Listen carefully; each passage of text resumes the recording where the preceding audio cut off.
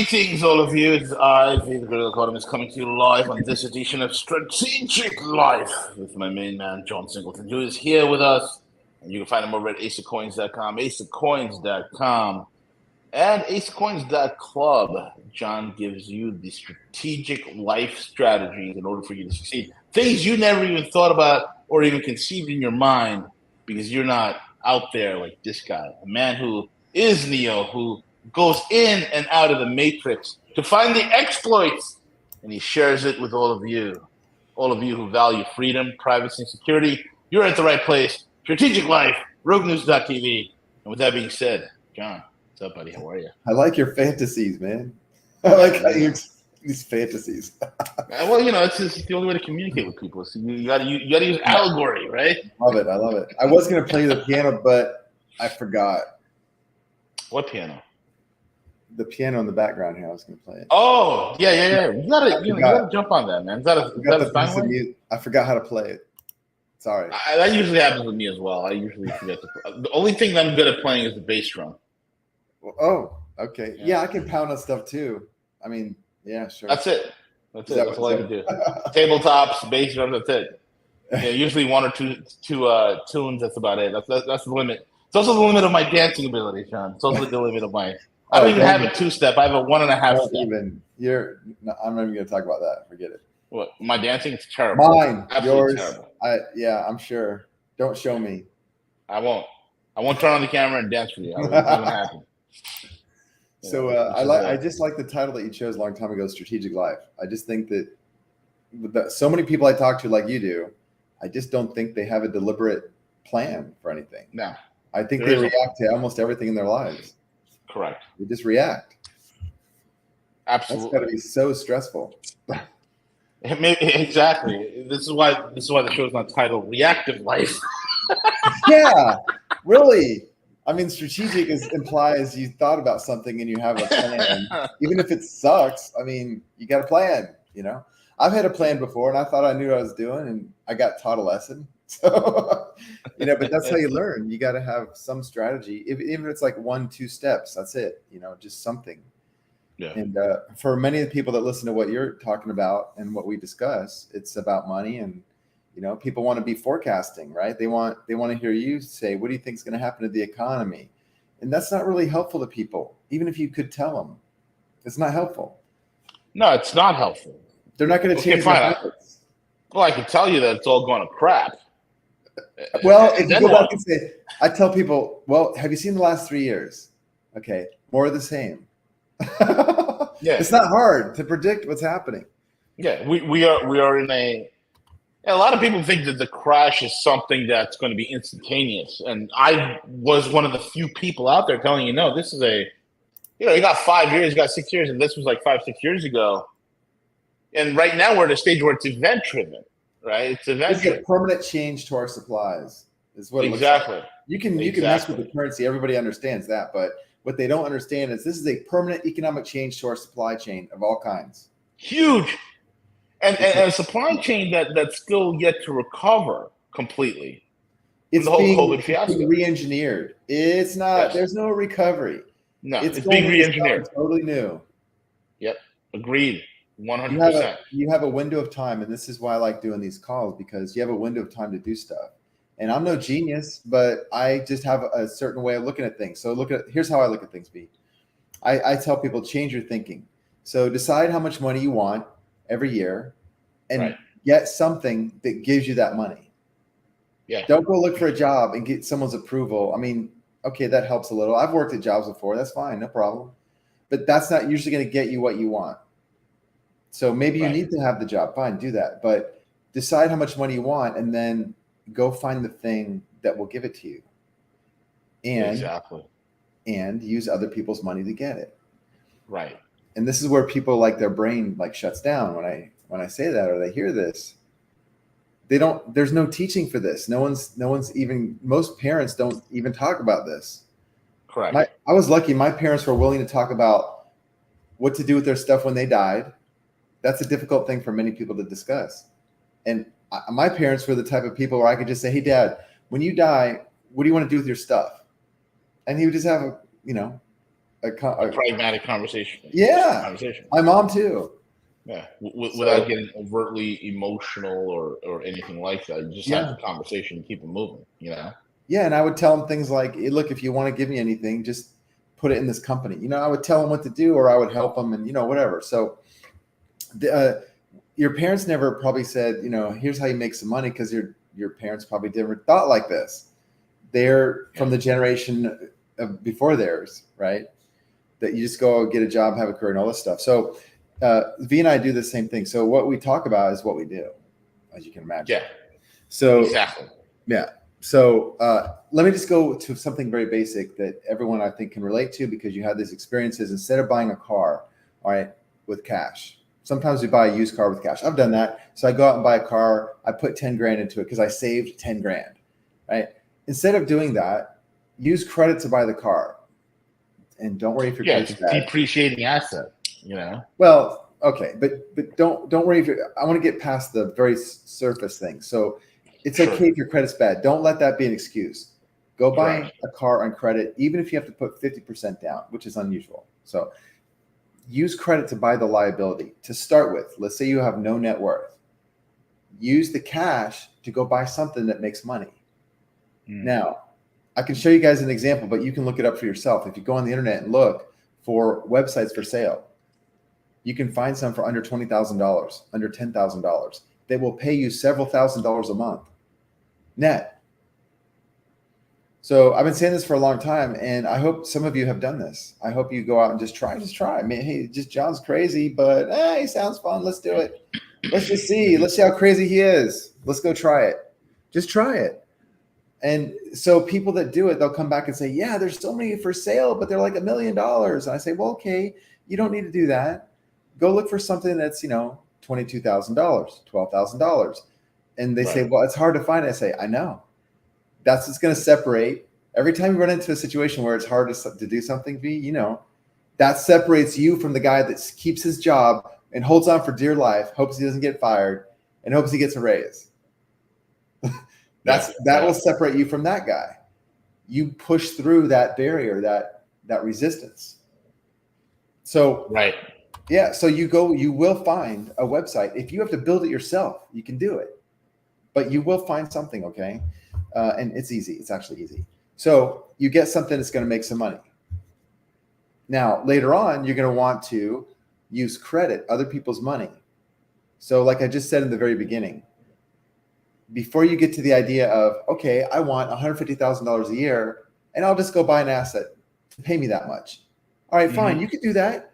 And it's a struggle because it's new to you. And if you have an open mind and you push through it, you'll make connections with people that will actually help you along the way. Because if you're willing to do it, the person who's helping you already has his profession. That's why he's helping you. And he's happy that you can make $1 million and he's not, because his job is something else. So you will run into those people, and you will probably be working with those people several times in the next few years, because you'll want to buy more assets once you learn how to do it. Yeah, exactly. And it's basically, John, what you're trying to explain. That whole story of the kid who traded a paper clip for a pen, and he kept trading up until he bought a home eventually. Right? it's actually a true story. Oh, okay. So in that regard, in that similar vein, you're starting off small to create an income-producing asset. And then the goal is once that income-producing asset is making money for you, learn how to leverage that. And you keep leveraging little by little until the asset that you have is producing a significant amount of capital for you month in and month out, where you could just chill. That's the name of the game. Yeah. This is how many people do it. You think, you look at a person who's rich, like you're driving around, you see somebody in a really nice car and you think, oh, that person must be rich, or he's in a neighborhood, he must be rich. And you wonder, do you ever wonder how does a person become rich?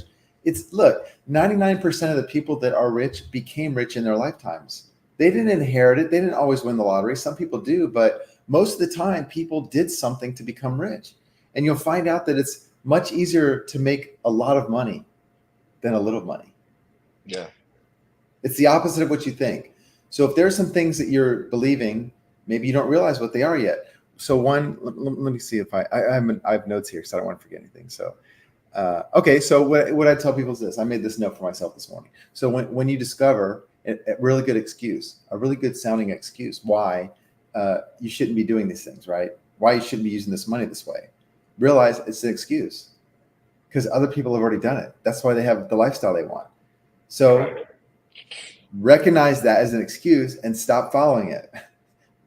Don't follow that excuse. It's not an excuse you can use. When I was in high school, my coach, we were at a very good cross country team in Tampa, Florida, and we were state champs and all this stuff, best in the state, all this every year, track, all this. And at the first practice, when I was a sophomore, the coach rolled out this long scroll. He made this scroll from poster board. He rolled up all this poster board, and there were thousands of light items the size of regular font. I mean, he didn't write bigger because it was this big. And he rolled this thing out, and it was thousands of excuses why I shouldn't run today, why I shouldn't go to practice today. Things like, I'm too tired. My girlfriend wanted to go somewhere. My mom took me to the mall. It's stuff like that, right? I was thirsty, whatever. And so he said, if you have an excuse that's not on this list, then you don't have to run today. He covered them all, So figure out, he would say, get rid of the things in your life that keep you from attaining the objectives you want. That's what he would say. And so he made a list of all these excuses. So you'll run into that situation. You'll also run into a situation where people in your life will criticize you. You shouldn't do that because they want you to be like them. They don't want you to change. They want you to keep that same association because they're comfortable. They're not always evil. They're not always trying to hurt you. It's just some people they don't want you to change. They want you to be like them all the time. And you'll find, you can verify this, man, when you start making a lot of money, you'll find that your friends will change. Oh, 100%. The path to success it's a lonely road. And you can change your friends deliberately, and that will help you make more money. Correct. It works both ways. It does. Yeah. So, making more money is not always the solution, but in the process of doing that, you just learn, you gain a respect for money. So many people I talk to don't respect money. That's part of the problem. They don't respect it, and it hurts them. They think they have to work. They think it's heavy, that they have to work for it. And it's not. It's a tool. You go pick it up and use it. You're the master of the tool, but he can beat you over the head if you're not, knowing what to do. You're not trying. One of the measurements that I have people use in deciding what to use, like, okay, for example, if I'm going to buy a house or I'm going to buy a duplex and rent it to somebody, what does my money look like? So if I buy the house, my return on capital is negative, guaranteed. We all know this, but we do it anyways. We do it first. When you get married, when you leave home, you buy a house, maybe most people, well, that's a guaranteed negative return on capital. Well, why don't you just take the effort to go buy a duplex and then have that as an asset? And then if you're netting only $50 a month, so what? It's actually a net worth with a positive, return on capital. And then there's a method. You guys, I don't know if you've seen this before, but you can figure out when. This is an important question. If my partner calls me up, I have a real estate investment partner. When he calls me up, he goes, "Hey, John, you want to put $100,000 on this deal?" And I'll say, "When do I get my money back?" And we're friends. I'm not trying to insult him, but I really want to know when I get my money back. And he'll know I'm going to ask that, and he'll tell me. So I always want to know when I'm going to get a return on principal. And one of the ways you can figure that out is if you know what the return rate is, you can just divide that into the number 72.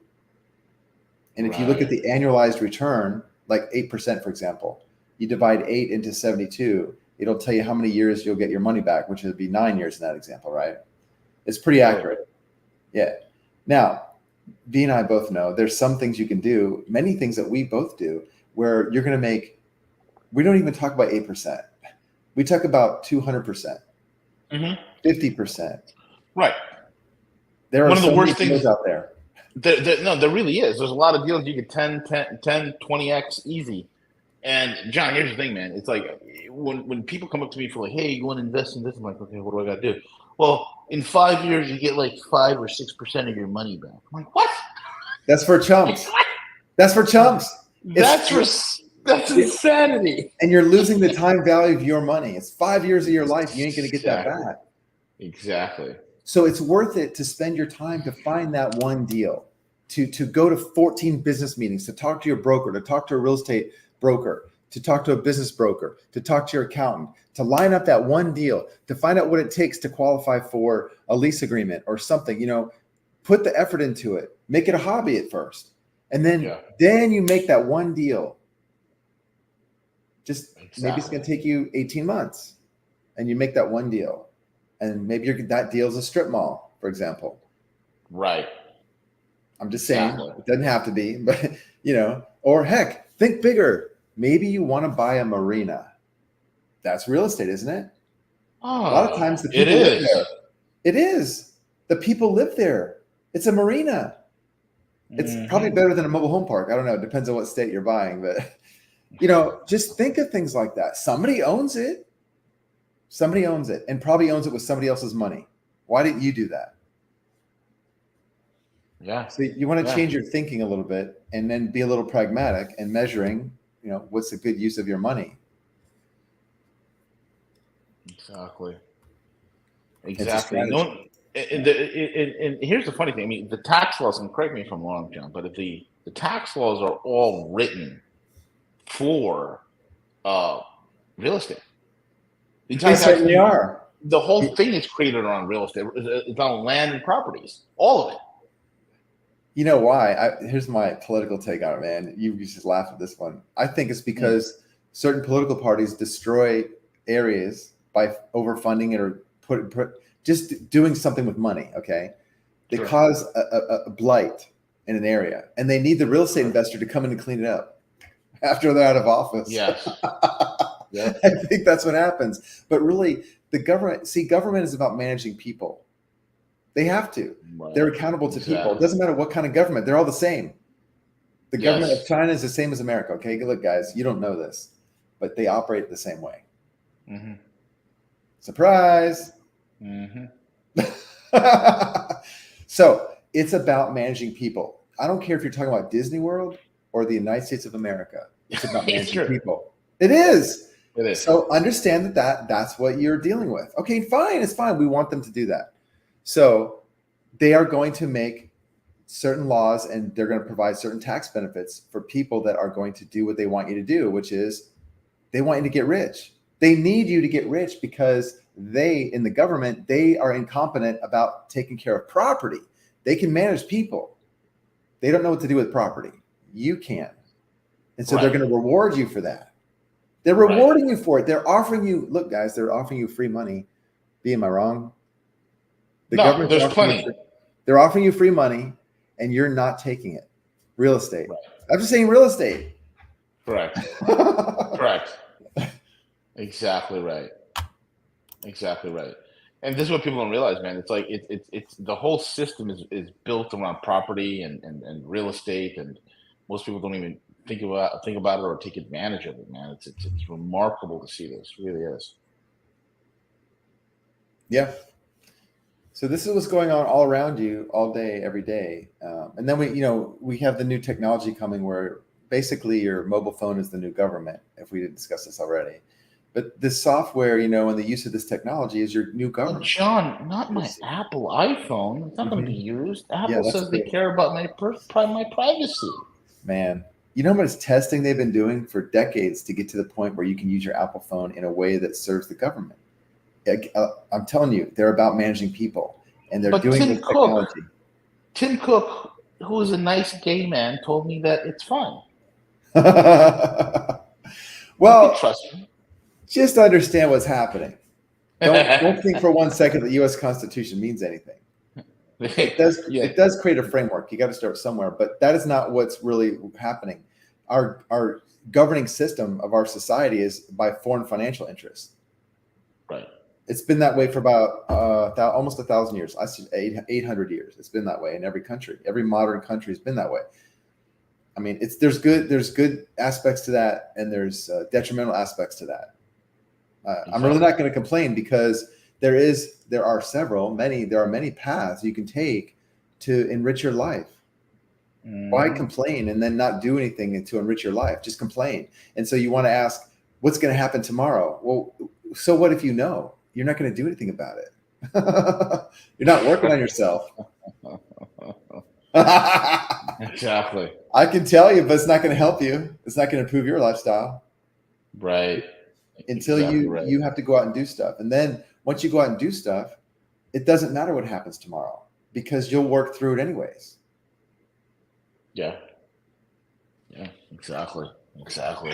If you want to know what the future is, look at what now is.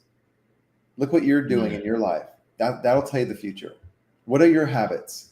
What are the trends of your habits? Do you have no trends? Okay, that's the future. What you see is what you get. Boring. Yeah, it's true. Like people need to radically change what they're doing. They need to radically change the. Hey, it's what I'm always doing. I mean, you're doing the same thing over and over again. You're going to get the same results, man. It's insanity. Same results. So I live my life this way. I always have. Change is kind of scary, but I need it. So even my own wife said to me the other day, she finally said to me, I can't keep up with you. And she likes it. She's always excited. She's like, what are you going to do now? I'm doing something else, and she loves it. It's just exciting. It is. I'm pretty much the same way. I'm always dabbling into new things. I'm learning new things. You got to always push the frontiers because that's where opportunity is. You got to get out of the middle class mentality. Is the worst mentality to have. It's probably worse than poverty because even the poor person who just they're just poor for the time being. They have a hustle. They'll do anything and everything to get ahead. The wealthy, they have a hustle. The only person that doesn't have a hustle is the middle class. He's getting screwed by the wealthy on top, and he's getting screwed by the poor on the bottom. He's in the middle. He's being spit roasted, John. He's making enough money at his job that he's comfortable. Yeah, and then what is a job? It's just over broke. It is. And being comfortable, if you're comfortable, you need to run like hell and be uncomfortable. You need to get away from that quickly.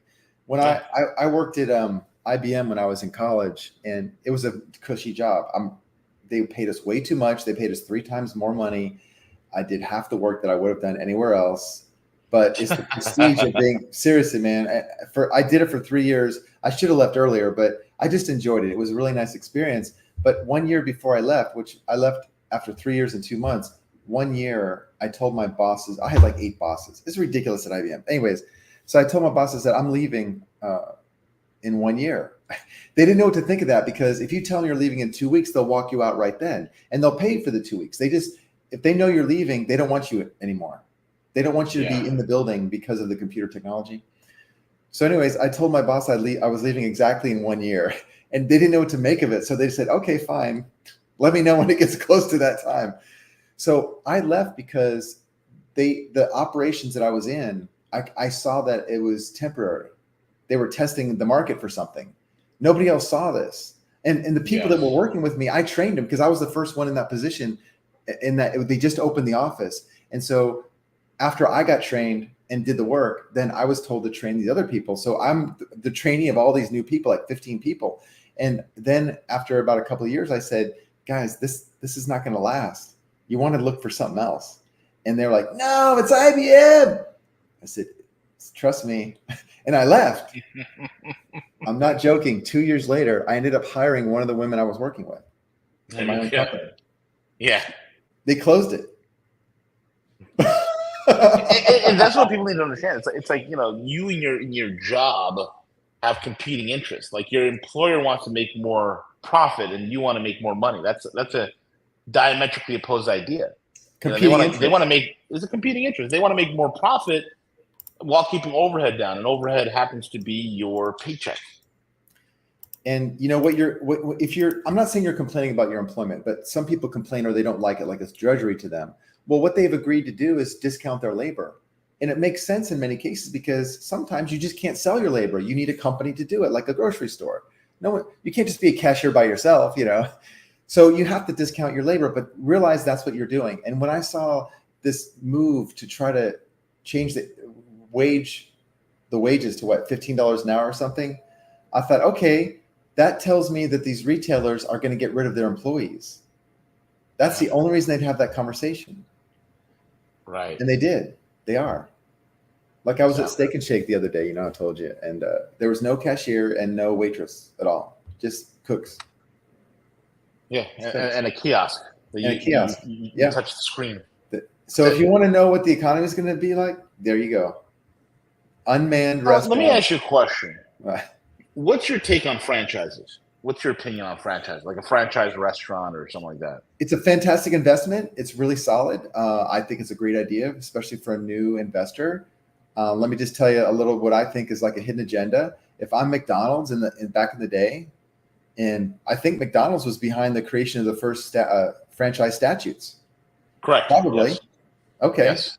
I didn't do the history, but I would imagine that's the case. So if I'm McDonald's with a brand image that's worth over $80 billion 20 years ago, I don't know what it is now. You can bet I don't want the new guy coming in and selling burgers. So I want the franchise laws to make it difficult for him. Correct. Per state. He won't have the resources to come in the marketplace. So this is why you see a company like Starbucks. Now, McDonald's is in the beverage business and real estate, but it's in the beverage business. Okay. It makes its money on beverages, not burgers. Wow. What is Starbucks in? Beverage business. Beverages. So that's a big competitor. And how did Starbucks manage to get into the marketplace without being a franchise? Because it's not. Oh, shit. That's a good question. You guys should understand this. It's going on around you all the time. Learn, learn, learn. Starbucks, go check it out. You can see for yourself. It is a distributorship, but Starbucks operates under licensing. So what you're getting with Starbucks is not a franchise. You're getting a license agreement to use the Starbucks name in a special location of real estate. Otherwise, Starbucks won't license the use of its name unless you have a special location. Sure. Okay. Like if you have an apartment complex and you want to put a Starbucks in there, you can call it Starbucks. Oh, this is what Target does. Target has a Starbucks in there. Exactly. Right. Or Barnes and Nobles. Right. That's not same with Chick-fil-A. Now, Chick-fil-A is a little bit different. See, with McDonald's, it would cost you $1 million for a franchise, or $5 million, whatever, probably $5 million by now. Chick-fil-A, $10,000. Yeah, but you got to apply and you got to work for them for a little while. Get that sweat equity. You pay later. You pay later, and then if they select you, yeah, to be an owner or a partner, what they call it, a partner or a team member or something like that, right? Then they get you your own location, which you profit from. There you go. A little so different that's setup. Something, it's interesting. It is. It's a pretty good setup. So if you want to look into Chick-fil-A, it's worth it. Starbucks also worth it, or a mom and pop. See, a lot of people they like Chick-fil-A is a cash cow, man. It is. I would do Five Guys. Five Guys, yeah, that's good too. Yeah, I mean anything. Even now, the boutique type coffee places are really popular because Starbucks created the market. Okay, really, Starbucks broke open the market on coffee. Who was charging $5 for coffee before? Nobody. Nobody. Right? So McDonald's sat back, very clever. McDonald's sat back. McDonald's was the only competitor to Starbucks, and they just sat on their laurels. Well, no, they didn't, because McDonald's, I think, is very smart.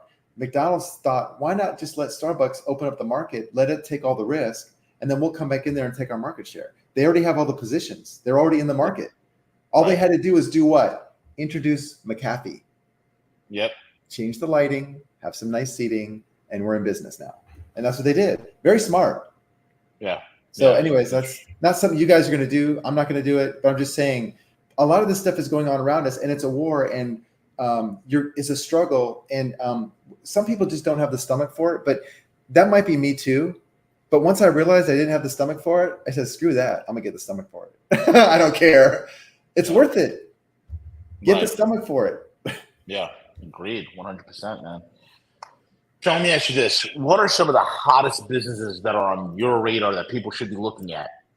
And then the follow-up question is, what should people be learning right now to prepare them for what's ahead? Go ahead. Okay, there's a few good things to look at.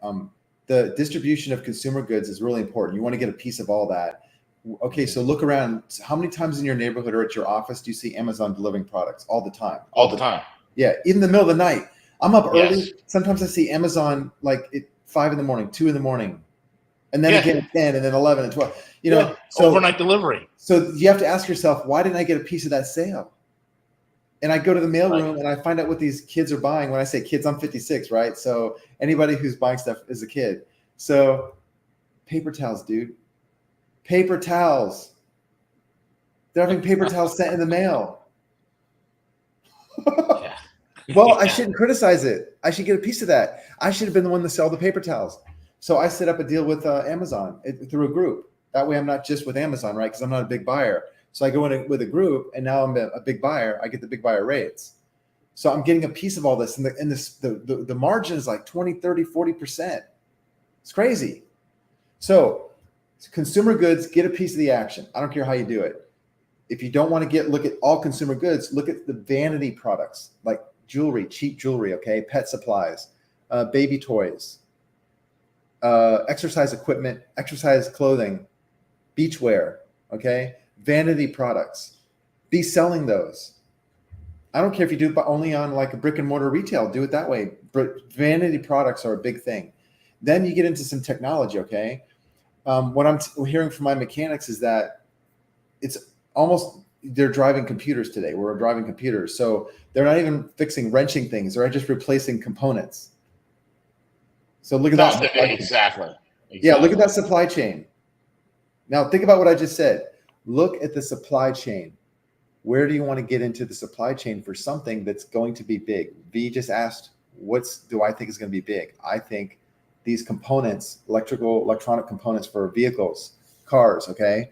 Now, cars, and also I was going to talk about this technology, okay? Drones and 3D printing, very big. I couldn't tell you more because there's so much there. We could just talk for days on that subject. I would just look into that. And when I say get a piece of the action, I don't know what that means, but look and see what's there. What does the landscape look like for the supply chain for electronic components for cars? Get a piece of the action. Yeah. And the funny thing is, this is what people don't really understand. People, this is, I'm an automotive maniac. I love the industry, and people are surprised, or people don't realize how quickly electric brands have popped up, right? And they're and nobody thought to ask the question, how do they pop up?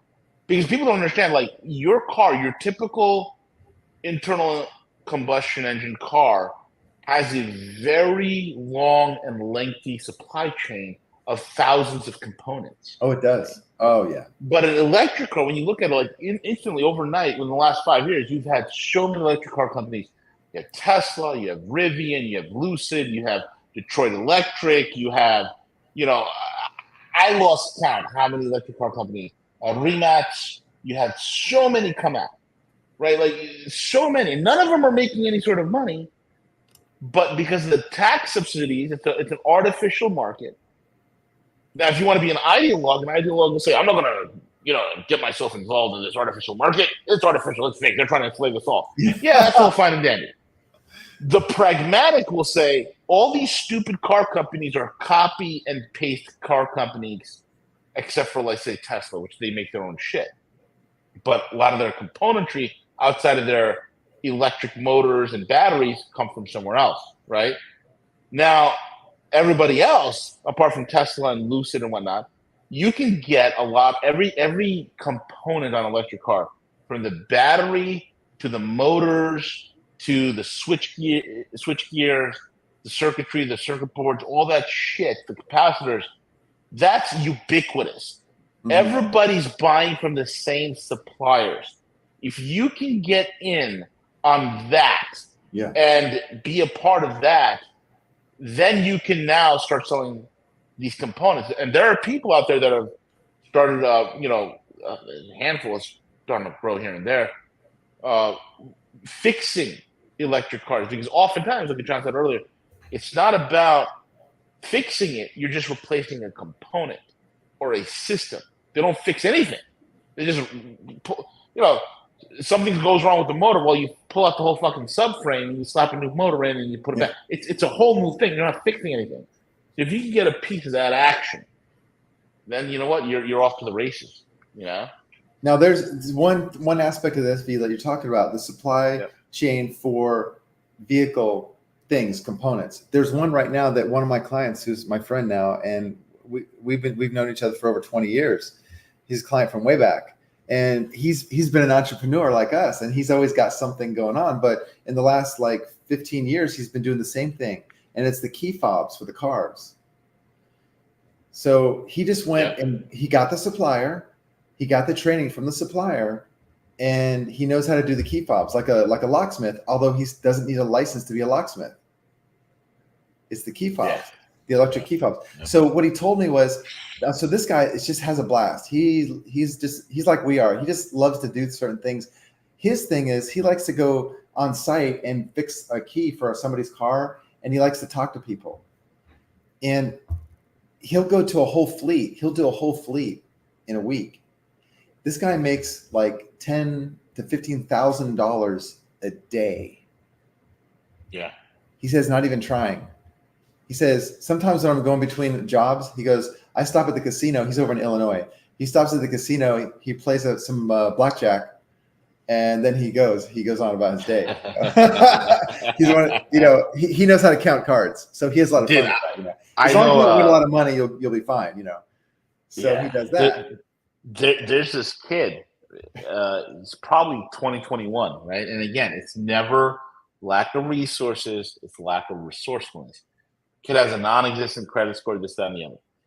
He bought himself a used F-150, that he scrimped and saved for, right? And I don't know if he's financing it or whatnot. Then he got himself one of those work truck. It was a work truck F-150, and then he got himself those containers that could hold water on the back of a pickup truck bed. Hooks up a pressure washer to it, and he started going to local mechanic shops and garages. Hey. And those small mom and pop used car people. Hey, could I detail your cars? Then he started going to those private garages. That that's popping up all over the country in these high end areas. You have these garages that double as living space plus a garage, so it's like an ultimate man cave, right? Yeah. So he'd go to those communities, start handing out business cards. I saw this kid he was at a car show handing out things, and he was detailing cars on the side. His part-time job, he's working at Target while he's building his business to get the hell out of there. He's got and he's smart. He goes, I'm going to be offering subscribership where you pay me X amount of hundreds of bucks a month, and I'll come and we'll detail your car whenever you want. I'm like, holy crap. Some point, he could just have some kids from college do it. Bingo. That versus the guy who just like, well, you know what? I have a job, I'm not making enough money. Let me go turn on the internet and let's listen to some bad news and I'll get hooked on the salaciousness of what's going on. The world's coming to an end. So let me go be surprised by the economy and the gold price. Who cares? I never even follow. What does that have to do with you, right? Like, what at the end of the day, what does that have to do with you? At the end of the day, if you're following all this news and stuff and the price of gold and the stock market and the Dow and all this, you're wasting your time. And the news. Well, I have to do it because it's my job. Well, that's what you do, yeah. Yeah, it's my job. But if you're not doing what the gorilla's doing, then what the hell are you doing, right? Like, exactly. If you're not making money at it, So what's the point? You to know this stuff, but he does. But you understand. Yeah. So or let's just say this. Let's just say you're totally hooked on information. Start your own channel. Learn to monetize it if you want to do it. Yeah. Do that. It's something weird. Let's say you're really clever at something. Do a channel on it. While you're doing it, have somebody record it. You could do all kinds of things. Yeah. Dude, there are people that I've seen that believe in Bigfoot and Sasquatch, and they'll go out in the woods. And they'll talk about, oh my God, did you see that? It was incredible. And there's nothing there. It's pareidolia. And pareidolia is when you look at like, let's say a whole tree line, but then your eyes trick you because you see shadows and shit, right? That's called pareidolia. And all it is pareidolia. That right there is a face staring back at me. I know that's Sasquatch. No, dude, it's not. But they get thousands of views. Right. They have thousands of views, and there are people that have built very successful channels on bullshit. Well, and what that tells you is what people are willing to watch and why. Exactly. Attention is a commodity that is traded, my friends. If your thing is about, you're obsessed over news and information and world events, make a channel out of it. Because there's going to be other people. Look at these kids killing it on TikTok, man. Yeah, right. I mean, there are kids out there that are clearing $100,000, $200,000, $300,000, $400,000 a month. Clearing it on TikTok. I know. That's crazy. I know. I've seen. Whew. Right. Unbelievable. Just talk about the mundanities. It's just about having a strategic life, you know? That's what it is, man. Have a strategy. That's what it is. John, last but not least, what are some of the things that people could research, read, study in order to better their mentality and prep them for what is to come? Okay, think of the things like this. So we used a couple of phrases like look at a business broker, not a real estate broker, business broker, someone who will sell you a business, but he will also go find one for you and he will help you buy it. He will help you with the financing. All right. On your credit, if you think credit's in your way, just pull your credit, do a couple of disputes, improve your score a little bit. So what? Give a higher down payment or something. You can get by it. You can get by it with that. Okay. Look at the rule of 72. There's more to it than that. Look at the rule of 72. Look at net present value, and use that as a metric to make decisions on how to spend your money. Know when you're getting an asset and a liability. Okay, use those concepts to figure that out. And there's no shame in using your credit card money to get into an asset in some way, just to be clever, or get that like the kid did, get the pickup truck with the tank, right?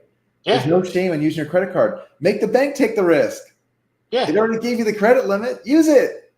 Don't use it just to buy your groceries and go to the football game and get a subscription for a year to the season. You know. Exactly. There are idiots that spend hundreds of dollars on getting season tickets to a high school football game. If you're rich, do that. And do it for business. Like if I'm going to do it, I'm going to do it for my partner. So when he comes into town, we have a place to go. I'm not going to do it because I want to have something to do on the weekend. I got something to do on the weekend. Usually it's free. Yeah, exactly. I don't know about you, man, but I don't spend money. I go out in the woods with my bike. I just go in the trails, you know? Yeah, you don't need a lot of money to entertain yourself. But yeah, there's some basic concepts. You really don't. You really don't, man. You really don't. There's some basic concepts. So change your thinking. Just decide, okay, start at the thing you want to get, right? Start at the end. What do I want to end up with? And then work backwards from there. Correct. Very well said. John, thank you so much for joining us today, folks. Thank you all for listening in. We'll be back tomorrow. Hopefully, we're going to have Gus on tomorrow, so we'll keep it locked and loaded right here. Rogue News TV, Strategic Life. Get a hold of John at aceofcoins.com. You roll to the bottom of that site. You can schedule a session with him where you can consult with John, and he will help you out. And also aceofcoins.club. Join aceofcoins.club, where you can learn the ins and outs of everything that we discussed. Listen, it's never lack of resources. It's always resourcefulness. Okay? And when in a strategic life, we teach you how to be resourceful. Join us, folks. Cheers, everybody. Thanks, man.